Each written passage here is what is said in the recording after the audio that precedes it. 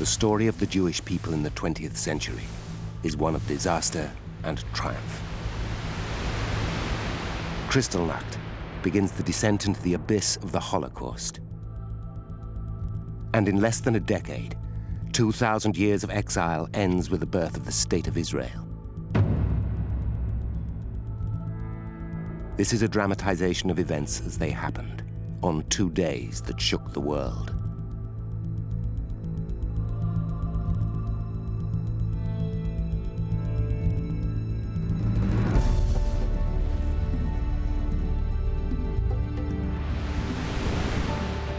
It is November the 9th, 1938.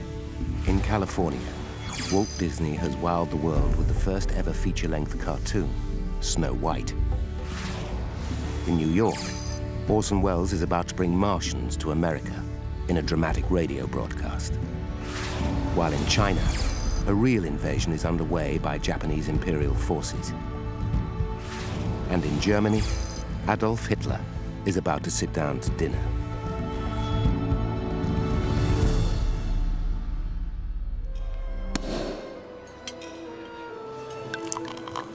It's 7 o'clock in the evening. Tonight is one of the highlights of the Nazi calendar, the anniversary of Hitler's first attempt to seize power here in Munich 15 years ago. It's a chance to catch up with old comrades from the early days of the struggle. And for the upper ranks, a night to put aside their petty rivalries and relax. But behind the smiles, there is tension. Joseph Goebbels is Reich Minister for Propaganda. So far, in the eyes of the Führer, he's been a man of limited value. His career is very much on the line. But tonight, all that will change. He will prove that he too is a man of action.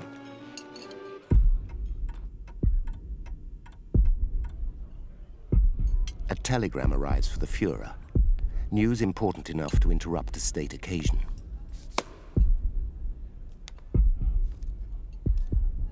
For Goebbels, it is a gift from the heavens.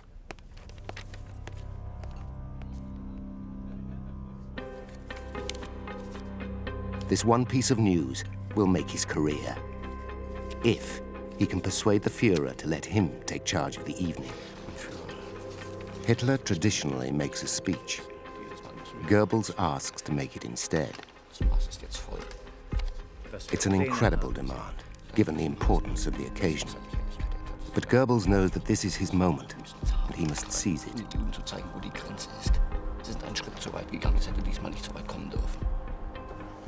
Hitler finally gives way and leaves the party early. The telegram concerns a man who less than a week ago, no one had even heard of.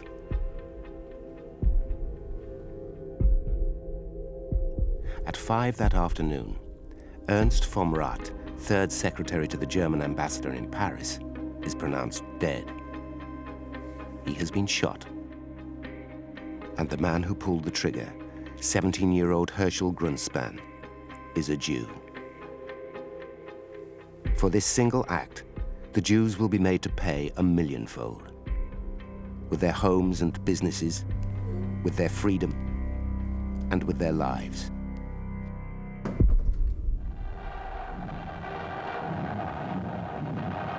(1938) is the 5th year of Hitler's National Socialist regime.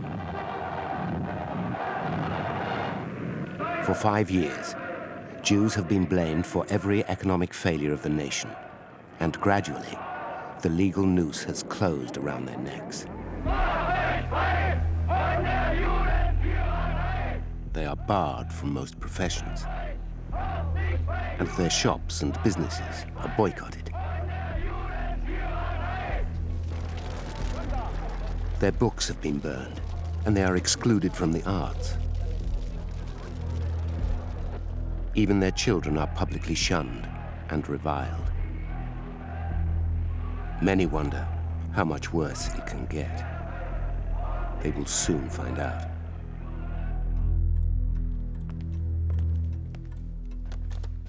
In Munich, Goebbels is about to light the touch paper to the Holocaust. Meine deutschen Volksgenossen, Das Deutsche Reich ist heute in großer Bedrohung.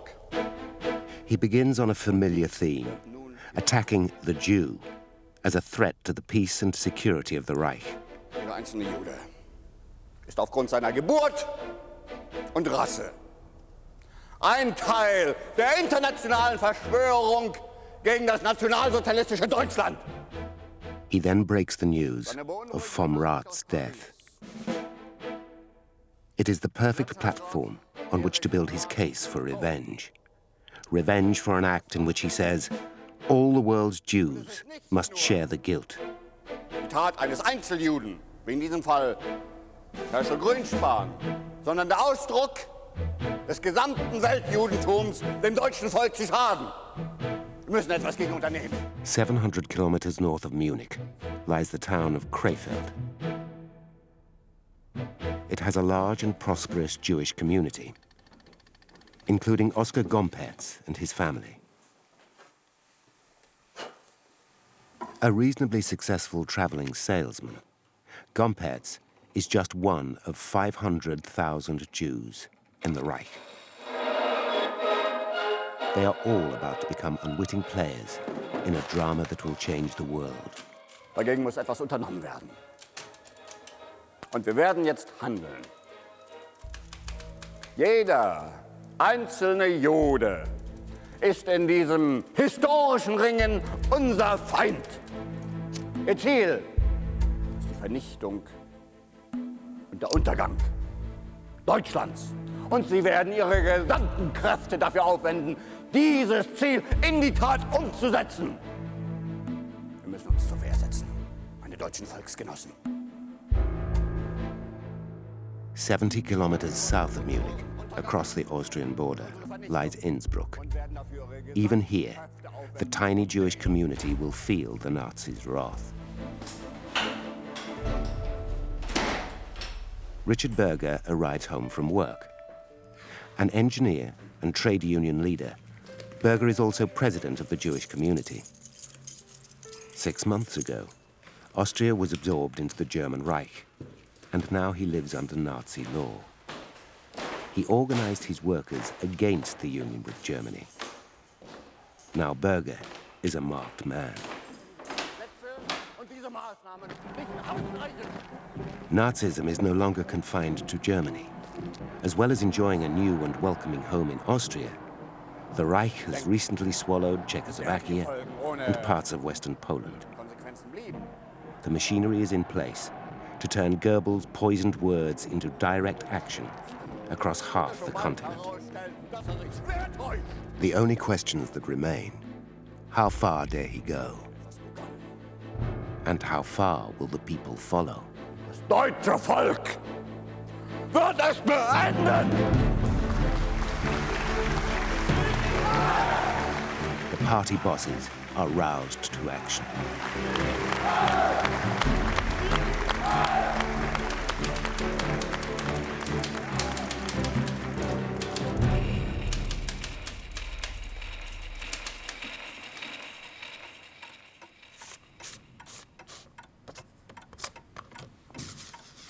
It's 1:20 a.m. SS Obergruppenführer Richard Heydrich distills the essence of Goebbels' speech into a series of direct orders. To be sent to all police and SS units across the Reich, it's a blueprint for ethnic cleansing. Demonstrations against Jews are expected and must not be prevented. Jewish property may be destroyed, but not looted. Absolute protection must be provided to non-Jewish properties. As many Jews as possible, for now only healthy males, are to be arrested. All concentration camps are to be alerted to accommodate them. The orders are carefully worded to suggest a containing role for the police in the face of spontaneous public anger. Meanwhile, another set of orders is given over the phone. And throughout the Reich, gangs of young men are let loose in the night with a license to terrorize Jews and destroy their property. But for some, This does not go nearly far enough. By tradition, new SS recruits are sworn in tonight, in a mass ritual across the nation. Here in Innsbruck as elsewhere, they will soon get the chance to prove their allegiance to the Führer by shedding blood. Ich schwöre dir. SS Oberführer Hans von Feil has scores to settle. A number of senior SS are ordered to report in civilian clothes, among them Gerhard Lausegger, a 23-year-old student. Lausegger has been drinking all night, celebrating his graduation. Now a qualified lawyer, he will set the law aside for the sake of the Reich. They are briefed by von Feil. One Jew in particular heads the hit list, local union leader Richard Berger. Lausegger and his team are dispatched with Berger's name and address, and a reminder to be discreet.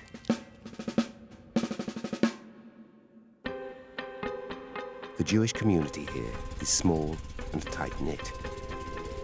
Berger's neighbors have had visits from other special units. They have not been very discreet. His friend, Graubart, has been stabbed. His wife has called a doctor, but he is already dead. Lausegger's team decide to deal with Berger, away from prying eyes.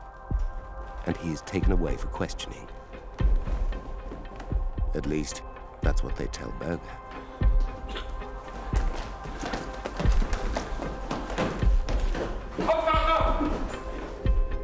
Already, Goebbels' eager servants have gone beyond the letter of their written orders, as he hoped they would. There had been a chance to put a lid on the worst excesses. It came at precisely 2 o'clock that morning. In Munich, Goebbels receives the first report of how the night is unfolding. It includes a list of destroyed properties and the first report of a death, a Polish Jew. There is also a personal message from the police chief in Upper Bavaria, warning that more deaths will follow unless a restraining order is given. Goebbels refuses to get upset by a dead Jew and issues no order. The night is now set on an irreversible course.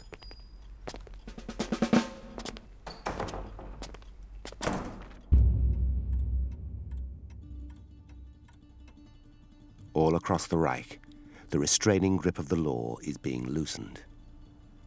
And the order to arrest all male Jews is being carried out with increasing zeal. In Krefeld, in northwest Germany, the Gompertz family are asleep.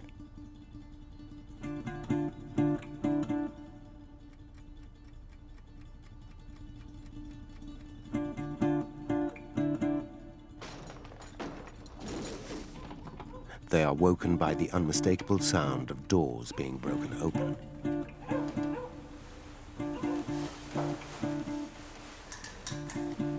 Three floors below them, a squad of SS have arrived to take Oscar into custody.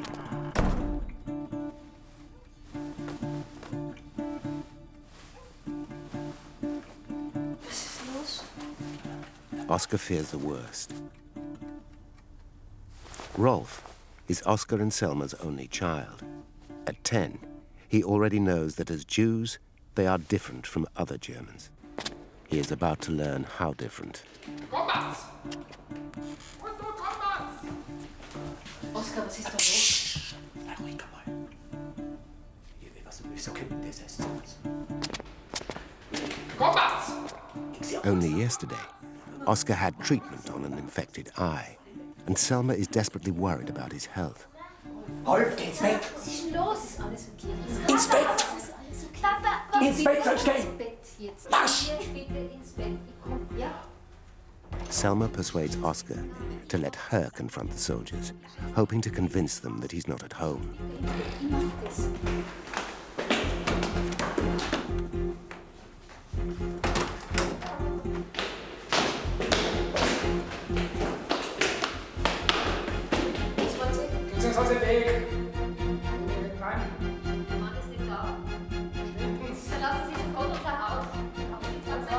the arrest is not as straightforward as usual. Selma is a determined woman. Was glaubt denn Sie, dass Sie sind? Rolf hears that they have come to arrest his father and decides he must do something. He packs his small suitcase and calls out to his father that if they take him, he will come too. Wir sind von der SS. Das haben Sie nicht zu uns befehlen. Wir haben überhaupt nichts. Wir haben dort ja Vollzugsmacht. Wo ist Ihr Mann? Er ist nicht da! Ich sage nicht, koch Ihnen in das Hirnkasper. Schieß einen in den Kopf, ich schwör's. Also gut. Oscar will not allow his wife to be abused any further, nor will he go quietly. In fact, he is determined to make the soldiers leave. It's a dangerous game, but as the SS are about to discover, Gompertz is used to danger. Lassen Sie ihn in Ruhe, er hat ein schlechtes Herz, er ist krank! Oscar Gompertz fought in the First World War, the same war where Adolf Hitler fought for the same beloved fatherland.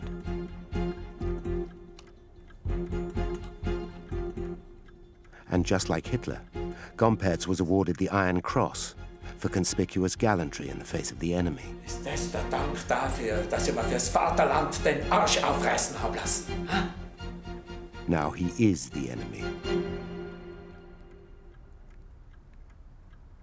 Rolf will never forget what happened next. They seemed to stare at each other for ages. What now? The usual dirty, rotten Jew and a rifle butt in the face? Or worse, an even quicker, final answer. A bullet in the head.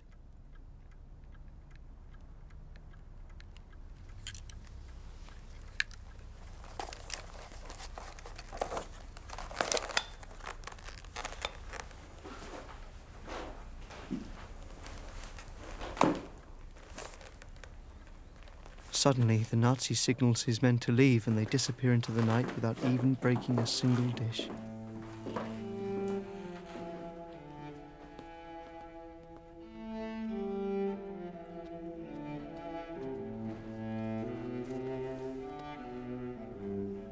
Not everyone is so lucky. All across the country, windows are being smashed, synagogues and businesses burnt, homes ransacked in an orgy of destruction.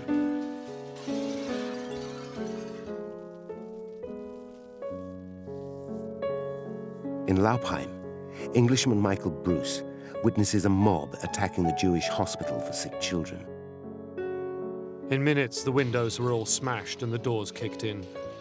Then all the children were forced out barefoot over the broken glass. In Berlin, 14-year-old Michael Liebau witnesses the wholesale destruction of his home. We watched them destroy the whole apartment of 5 rooms. Everything my parents had worked so hard for over 18 long years, gone in 10 minutes. In Mannheim, Gunther Katz watches every Jewish home in his neighborhood broken open. All the contents were thrown into the street. Anything that wasn't stolen by the neighbors was piled up outside and burned.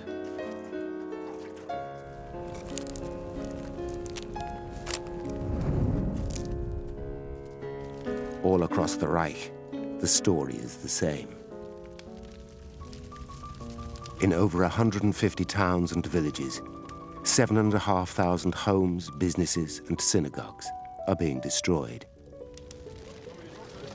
The message to the nation's Jews is unmistakably clear. And the death toll is mounting. An old lady in Elberstadt, a couple of businessmen in Kiel. In Bremen, 5 Jewish neighbors. And in Austria, Richard Berger is being driven away by the SS. Unterführer Walter Hopfgardner recounts what happened next. We drove west through Annischstrasse, over the University Bridge, in the direction of Kronebitten. Berger realized quite quickly that this wasn't the way to the Gestapo. and wanted to know where we were taking him. He got a bit nervous and agitated, but Lausiger managed to calm him down, at least for a while. Then, just as we left the city, Lausiger suddenly announced, in a voice loud enough so everyone could hear him, that no firearms were to be used. I think this upset Berger, and he went quiet. And I knew then that Berger was to be killed.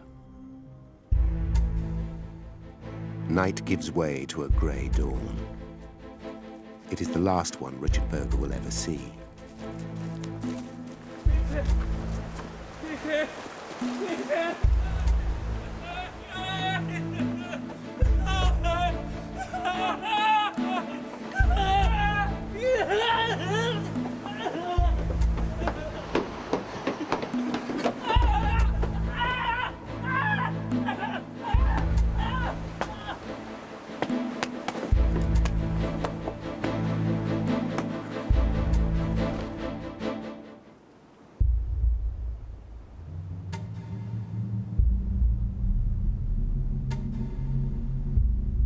Richard Berger, leader of his community, husband and father, is dead. But Robert Dewey wants to be sure. He disobeys Lausiger's order not to use weapons. In the SS, discipline is everything, as Lausiger is careful to remind him. When the body is finally recovered, the Gestapo will record Berger's death as suicide. A line has been crossed during the night. A rule of law no longer counts for Jews. Any Jew, all Jews, are now fair game. Without restraint, how far will their tormentors go? November 10th. A new day brings a new world for both Jew and non-Jew in Hitler's Germany. As Dr. Arthur Flehinger recalls, it is a day of triumph of the strong over the weak. Flehinger is a professor at the main high school here in Baden-Baden and a Jew.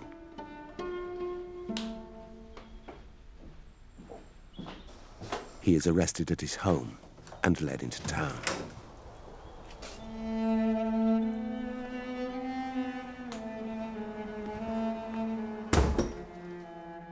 Here in Baden-Baden, a total of 80 Jewish men are rounded up in the early hours of November the 10th. Too many to shoot. The SS and local police have other plans.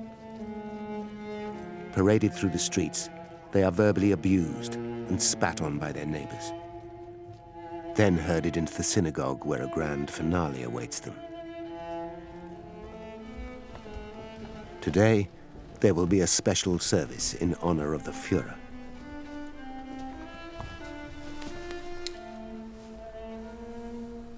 And so begins the final lesson in ethnic cleansing.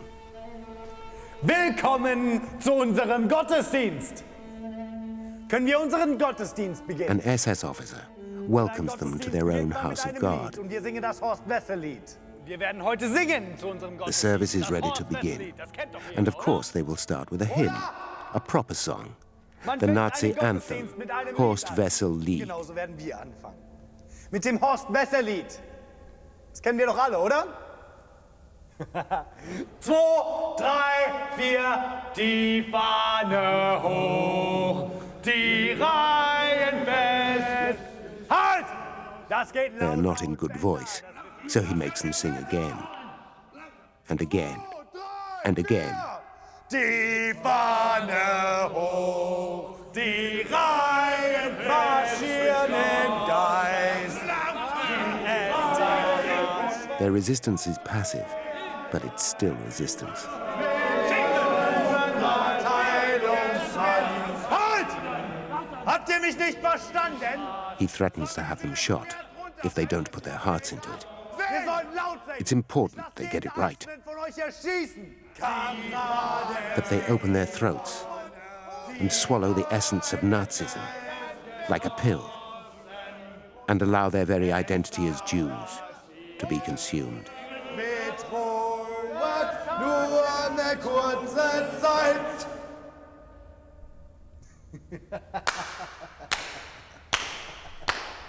Eventually, the singing meets with approval.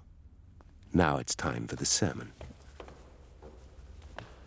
What better text than Hitler's diatribe against the Jews, Mein Kampf? And who better to read than the local school professor? Vorlesen. Flehinger is given the job of enlightening his congregation. So ist der Jude heute The description of himself as a vile enemy of his own country sticks in Flehinger's throat. Deutschland. Lauter! He is encouraged to try harder. Wo immer wir in der Welt Angriffe gegen Deutschland sehen, sind Juden ihre Fabrikanten, gleich wie auch im Frieden ein Draht. But it is clear that even this pantomime is just a sideshow to the main event of the day. Die Gedankengänge des Judentums dabei. The destruction of their beloved synagogue and their physical removal from Baden-Baden. One way or another.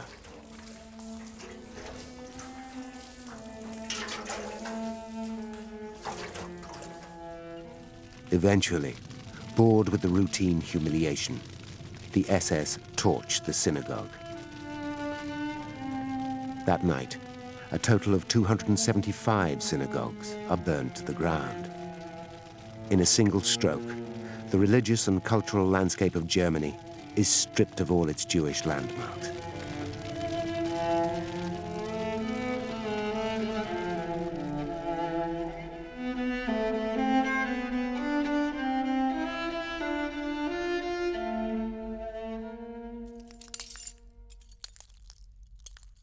By mid-morning, November 10th, the storm has blown itself out.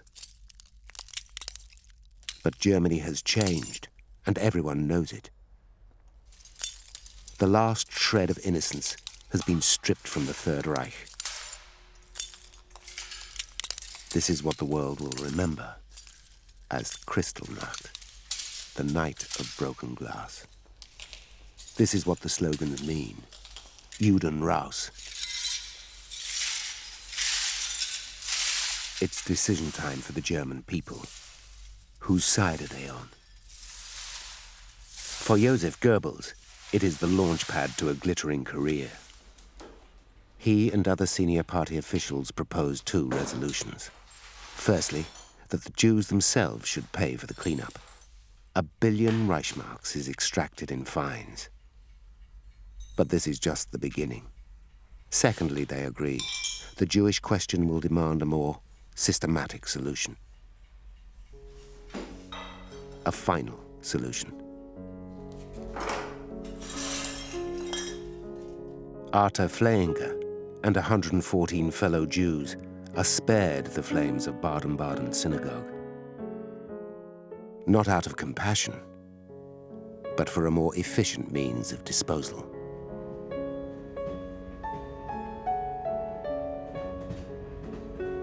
Here and there, a few escape abroad before the storm, including Oskar Gompertz and his family. But in the course of Kristallnacht, more than 26,000 are arrested and sent to the camps. The world reacts with horror, but does nothing. So begins the Holocaust. From all across Europe, more than 6 million Jewish men, women, and children will follow, never to return.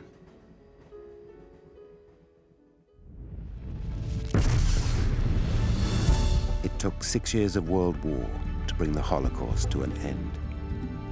By 1948, new conflicts have emerged. In Germany, the Soviets are blockading Berlin. In India, the assassination of Mahatma Gandhi has added to tensions between India and Pakistan, while London gets ready to stage the first Olympic Games for 12 years. And in the Middle East, a Jewish nation is struggling to be born.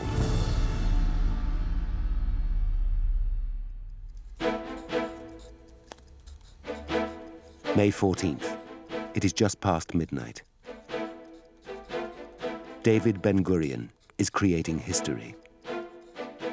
At 4 o'clock this afternoon, when he reads these words aloud, he will change world politics forever. In this simple text lies a dream of the Jewish people that has endured 2,000 years of exile. It is the declaration of the State of Israel. Yet the nation may not survive the day. All around him, powerful forces are working to obstruct or destroy his fledgling nation. In neighboring Jordan, King Abdullah heads an alliance of 5 Arab nations committed to strangling Israel at birth. He is defying the United Nations, who have their own plan for the Middle East. Civil war rages across the country, and the British Empire, which has played regional peacekeeper for 30 years, is leaving. His only hope lies in Washington. With the backing of President Truman, Israel might have a chance to survive. But right now, he doesn't know if America will even recognize the new state. He is gambling with the future of his people and the whole Middle East.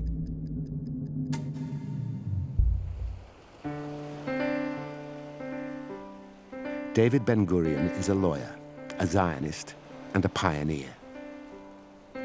Even at the age of 62, he exercises every day. Physical well-being is part of his personal vision of a Jewish utopia. From the day he arrived on the shores of the Holy Land from his native Poland, his life has been devoted to the Zionist dream of a Jewish homeland. Tens of thousands have followed his lead. Since the war, the trickle has become a flood as wave after wave of refugees arrived from Europe. To build and settle, to till the land and make the desert bloom. Hebrew labor on Hebrew soil, he believes, is the only way for the Jewish people to regain the land of Israel. The problem is, his land of Israel lies in an existing country, Palestine. Just 6 months earlier, the United Nations tried to find a political solution to this age-old dilemma by partitioning Palestine. The Jewish state will include the ports of Haifa and Tel Aviv and the whole of the Negev Valley. The Arab will occupy the fertile eastern part. Jerusalem will come under United Nations trusteeship. Jews were ecstatic. After the nightmare of the Holocaust, they would have a land to call their own, but at the expense of the Palestinians. Although they made up 65% of the population, they would get just 40% of the land. They rejected partition and took up arms. Sectarian violence spilled over into civil war. Trying to keep the two sides apart is the British Army. The British have held a mandate to rule Palestine since the First World War, but it ends at midnight tonight, May 14th. The sun rises and the countdown has begun. Saeed Ali Abi Lahoud is 14 years old. Today he is scouting a sniping position for his elder brother in the bombed-out ruins of Jaffa. According to the UN partition, Jaffa was meant to be a Palestinian town. Most of it has already surrendered to Jewish forces. Yet there are still pockets of resistance. Saeed's 19-year-old brother, Hassan, was a student before the fighting. Like most Palestinians, he has no military training, and his rifle is from the First World War. The British Army is meant to keep the opposing sides apart, yet Israelis are sniping and shelling over their heads to force the last few Palestinians out. Saeed believes he has spotted where the snipers are holed up. It will make little difference.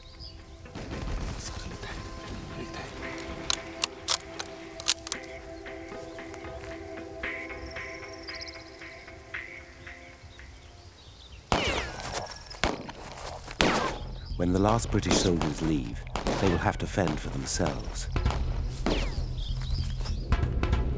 As long ago as March, the American government recognized that UN partition was doomed to failure. Something had to be done. To terminate the mandate on May 15, 1948, if carried out by the United Kingdom, would result in chaos. The United Nations cannot permit such a result. American Secretary to the UN, Warren Austin, proposes that partition be temporarily abandoned. Instead, with the end of the British mandate, direct control of the country would pass to the UN. It promised a halt to the fighting, but Jewish independence would have to wait. May the 12th, in Tel Aviv. With just 2 days to go before the end of the mandate, Ben-Gurion calls his cabinet to a crisis meeting. Before them is a single burning question. Will they take the ceasefire and put off independence, or forge ahead and risk losing everything in the war?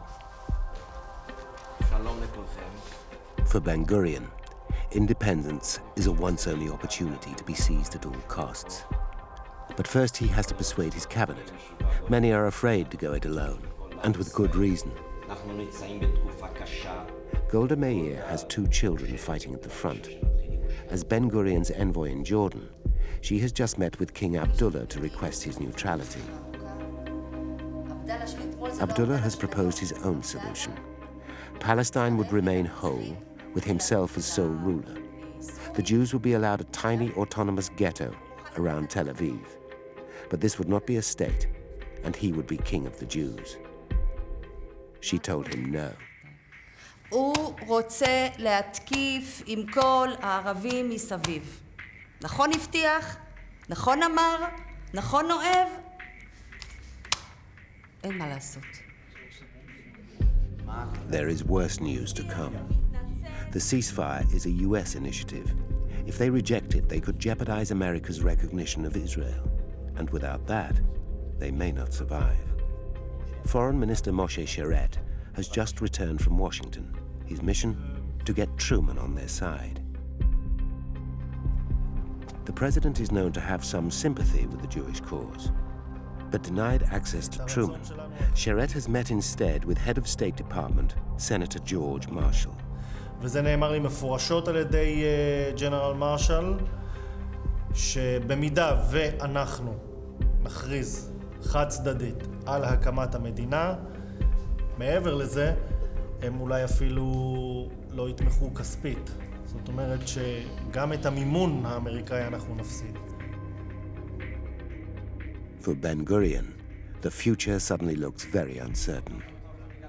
Yet at this very moment in Washington, an unlikely ally has just got out of bed.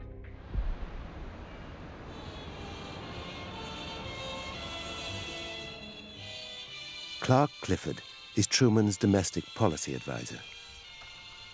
At 4 o'clock this afternoon, he will attempt to persuade the president to commit himself to recognizing Israel. Senator George Marshall will also be in the meeting, and Marshall thinks Clifford is meddling in affairs that don't concern him. A 41-year-old lawyer, Clifford's reputation is built on the sharpness of his argument, finely tuned before he steps into court. Today, he will have to be very sharp indeed. Sir, the draft public speech, which I worked on last week, advocating the recognition of the Jewish state, is, I believe... Clifford is not employed in foreign policy, but he has a compelling reason to fight for the Jewish cause. He wants to keep his job. The Jews have been promised a homeland. Senator, the Jewish state has been accepted in principle since the Balfour Declaration. Sir, this is a moral issue, not just... Lecture, don't lecture, Marshall. 1948 is a presidential election year, and Truman risks losing. New York alone has 100,000 potential Jewish voters. Yes, the numbers don't make sense. 30 million Arabs, 600,000 Jews. Suddenly, Truman's foreign policy decisions could have a huge impact on the survival of his administration. The stakes are high for everyone. If the Jews go it alone, as I believe they will, we have the opportunity to support a country that supports the democratic system in the Middle East. The Jewish state can be that, if we help them. And how is it going to look?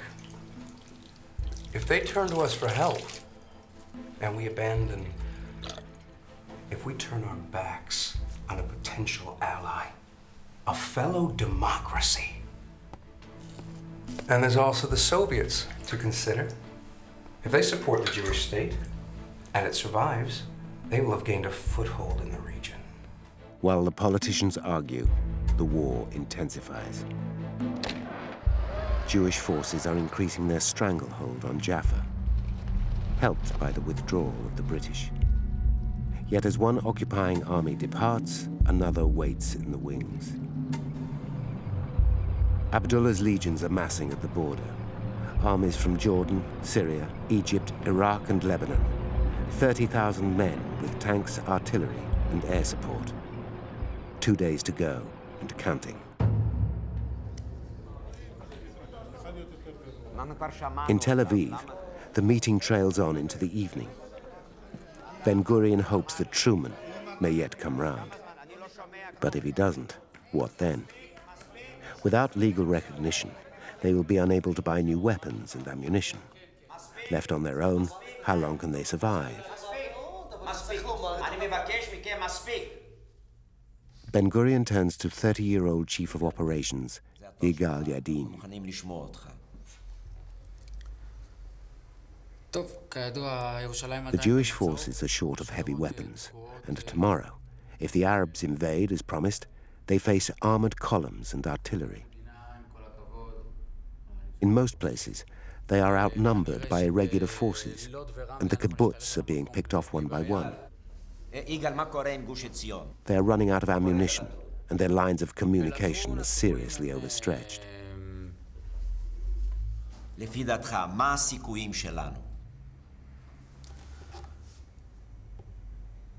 כמו שזה נראה עכשיו, השאנסים שקולים.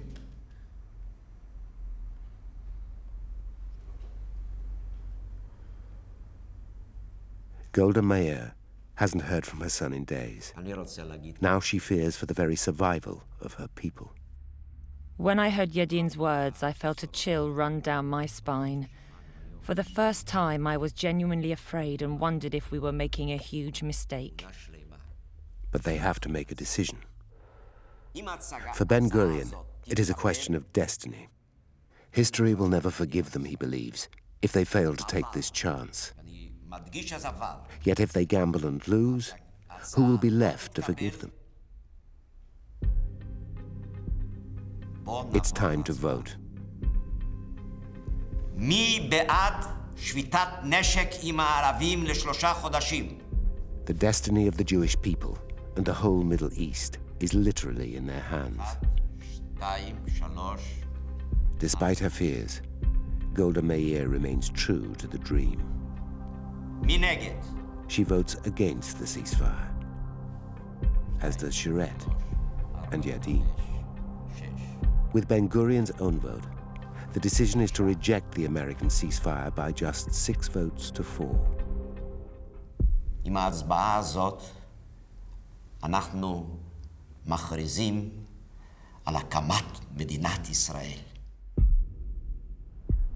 Yet they still depend on Truman's recognition.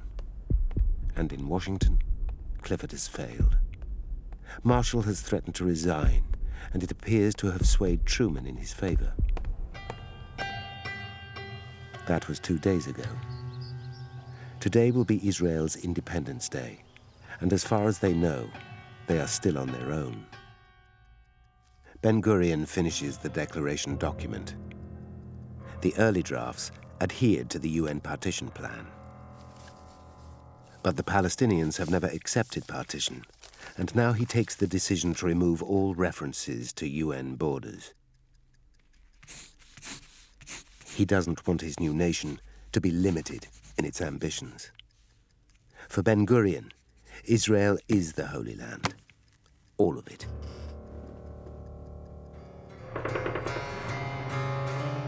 Just 60 kilometers east in Jerusalem, fighting intensifies for control of the city. It is the spiritual capital for both Jews and Arabs. Under the UN plan, it is meant to be neutral, but both sides are trying to grab it while they can. And the Palestinians are gaining the upper hand.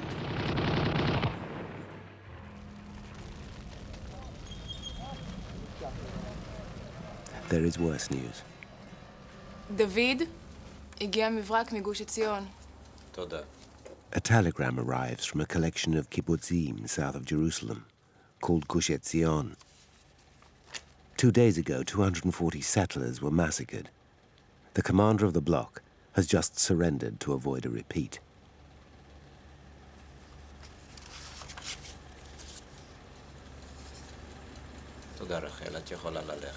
The road to Jerusalem is now open to the Arab Legion army.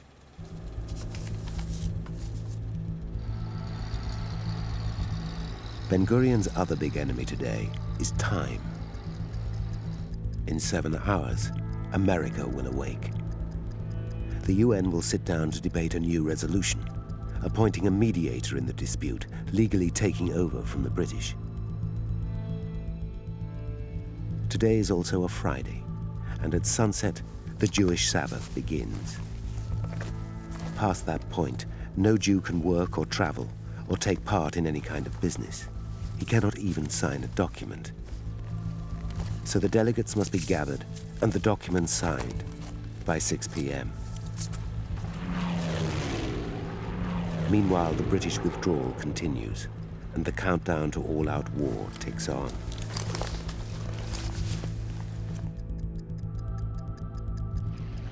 At 8 o'clock, Sir Alan Cunningham, the last British governor, takes his leave. At just 30 years, the British Empire has had the shortest rule in history and leaves behind a land in crisis.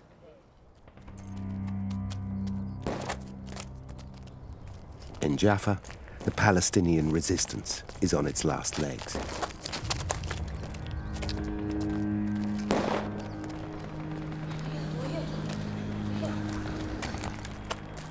As the British leave, Jewish forces are pushing further and further into the city, mopping up as they go.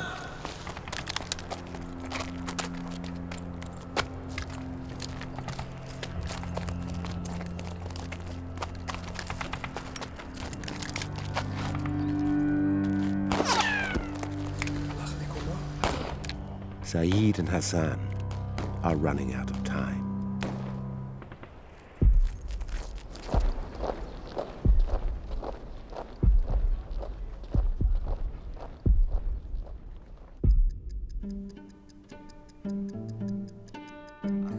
Early afternoon in Tel Aviv, Ben-Gurion has presented his final draft of the declaration for approval. But there is a problem. The Orthodox Jews insist that reference be made to God. Every new nation does, they say, even the Americans. The representative of the left-wing parties, however, is adamant that the new nation will be secular and doesn't need to place its trust in the Almighty. They eventually compromise on the phrase Sur Yisrael, Rock of Israel. And the secular religious tensions are submerged, at least for the time being.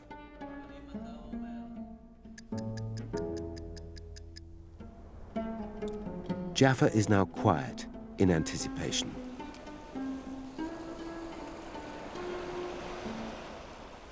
Saeed has gone to the harbor in search of a ship.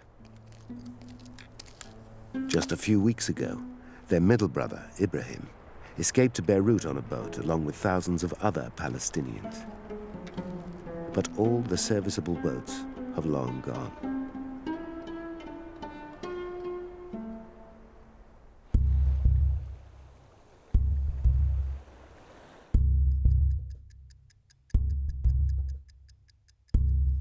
In Tel Aviv, Ben-Gurion prepares for the independence ceremony. The time and location have been kept secret for fear of an attack by the Egyptian Air Force. The wording has finally been agreed just half an hour ago. They are committed now, come what may. And Ben-Gurion is calm in the eye of the impending storm.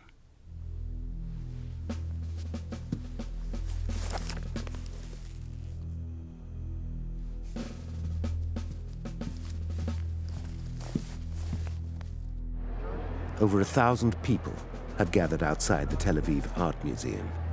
The secret location didn't stay secret for long. It is 4 o'clock. The Jewish People's Council and 300 selected witnesses are ready.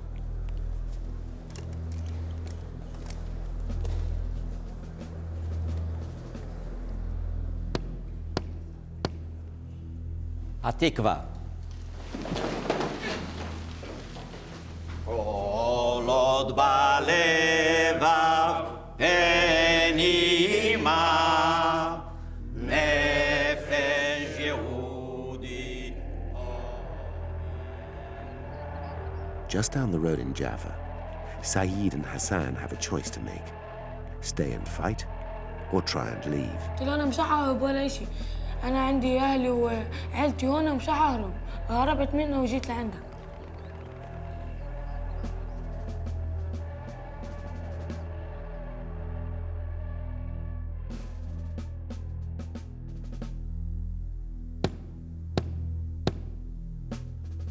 David Ben-Gurion reads the 650 words of the Declaration of Independence of the State of Israel. In less than 20 minutes, 2,000 years of exile of the Jewish people will be brought to an end. Be'eretz Israel kam ha'am ha'Yehudi. He refers to the Bible, the Holocaust, and the UN resolution as steps along the road to this redemption.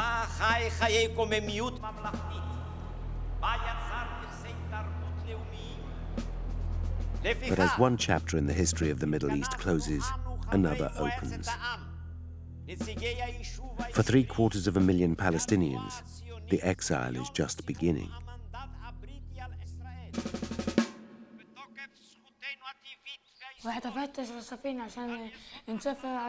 Saeed says he has heard that there are spaces on the last British convoy out of town.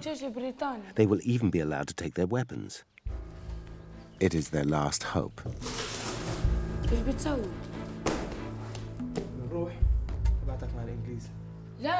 Hassan decides they will leave Jaffa and link up with the Arab Legion army wherever they can find it, then return to liberate the town.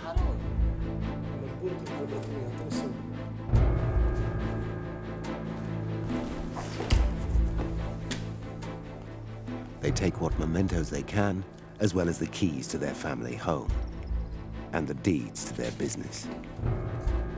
Whatever happens after midnight, there will be a new authority when they return, and they will need to prove ownership. They expect to be back in a few days with the Liberation Army. It doesn't occur to them that they may never return.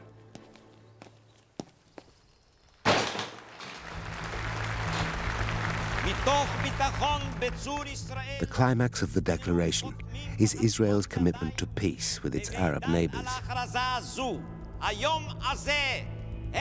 For Golda Meir, this moment of independence is the realization of a dream she thought she would never see.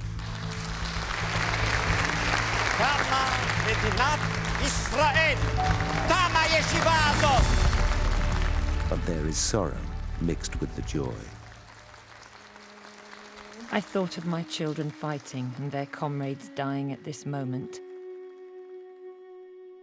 And I thought of the 6 million who perished, of all of those who should have been here, all those who will never see Israel.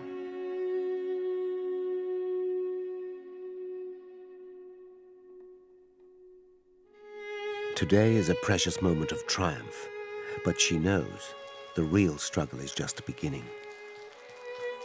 The next few hours will be make or break for the new nation. And the key to its survival is 5,000 miles away.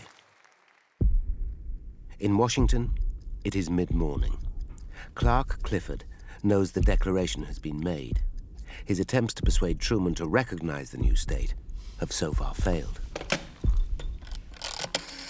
But he hasn't given up. Yes, hello. Can you get me Mr. Epstein at the Jewish Agency, please? He calls the leader of the Jewish Agency in Washington, the unofficial ambassador to the U.S. Mr. Epstein. Clark Clifford. Yes, sir, I'm fine, sir. Yes, listen, I need you to do something for me. I need you to write a letter to the president, formally requesting recognition of the Jewish state. Yes, sir. Now, it's very important. This must be done by 12 o'clock today.